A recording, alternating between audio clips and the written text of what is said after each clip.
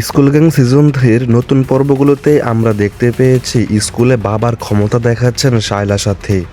শায়লা সাথীর বাবা একজন এমপি এবং অনেক বড় লোক, অনেক ধনী মানুষ থাকে এবং একটি স্কুলের মধ্যে মিরাজ সহ তাদের পুরো ফ্রেন্ড সার্কেল সবাই স্কুলের মধ্যে পড়াশোনা করতে থাকে। আর সেই স্কুলের মধ্যেই ভর্তি হতে আসে শায়লা সাথী, তাও আবার হেলিকপ্টারে করে। শায়লা সাথী স্কুলে এসেই প্রথমেই ম্যাডামের সাথে বেয়াদবি করে বসে।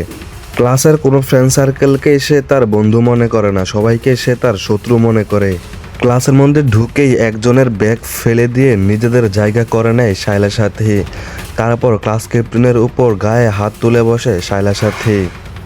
সবাই মিলে শায়লা সাথীর নাম বোর্ডের মধ্যে লিখে রাখে বিচার করার জন্য, কিন্তু শিক্ষক এসে শায়লা সাথীর বিচার না করে উল্টো তাদেরকে বলে শায়লা সাথীর কাছে ক্ষমা চাওয়ার জন্য। তারপর সবাই ক্ষমা চাওয়া শুরু করে, ক্লাস ক্যাপ্টেনও ক্ষমা চাওয়া শুরু করে।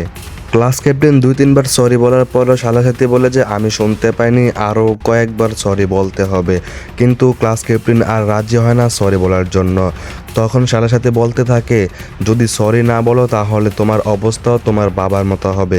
তখন ক্লাস ক্যাপ্টেন চিন্তা করতে থাকে শায়লা সাথীর বাবা ক্লাস ক্যাপ্টেনের বাবার উপর অনেক অত্যাচার, অনেক নির্যাতন করেছে। তারপর সেই বিচার চলে যায় স্কুলের প্রধান শিক্ষকের কাছে। স্কুলের প্রধান শিক্ষক সহ্য করতে না পেরে তাকে টিসি দেওয়ার জন্য তার গার্জিয়ান ডেকে নিয়ে আসে। সেখানে লেগে যায় আরও বড় ঝামেলা। শায়লা সাথীর বাবা বিচার না করে সে তার মেয়ের পক্ষ নিয়ে স্কুলের ম্যাডামকে পর্যন্ত ধমক দিয়ে বসে এবং বলে স্কুলের গেটের মধ্যে তালা ঝুলিয়ে দেবে, এই স্কুল বন্ধ করে দেবে।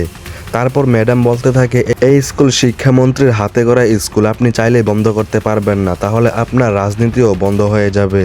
এইভাবে কথা কাটাকাটির পর শায়লা সাথী ম্যাডামের হাতের মধ্যে একটি কলম জোরে বসিয়ে দিয়ে চলে যায়। দেখা যায় ম্যাডামের হাত থেকে রক্ত পড়তে থাকে এবং ম্যাডাম অনেক জোরে চিৎকার করতে থাকে। আমরা স্কুল গ্যাং সিজন 3-এর এই 2টি পর্ব থেকে এই বিষয়গুলো আমরা শায়লা সাথীর দেখতে পেয়েছি। শায়লা সাথীকে যে এই পার্টটা দেওয়া হয়েছে আপনাদের কাছে কেমন লেগেছে অবশ্যই আপনারা কমেন্ট করে জানিয়ে যাবেন। শায়লা সাথীর এই পার্টগুলো কি শায়লা সাথীর সাথে ভালো মানিয়েছে আপনারা অবশ্যই কমেন্ট করে জানিয়ে যাবেন। আজকের ভিডিও এতটুকু পর্যন্তই। ভিডিওটি ভালো লাগলে অবশ্যই আমার চ্যানেলটি সাবস্ক্রাইব করে দিবেন এবং শেয়ার করে দিবেন।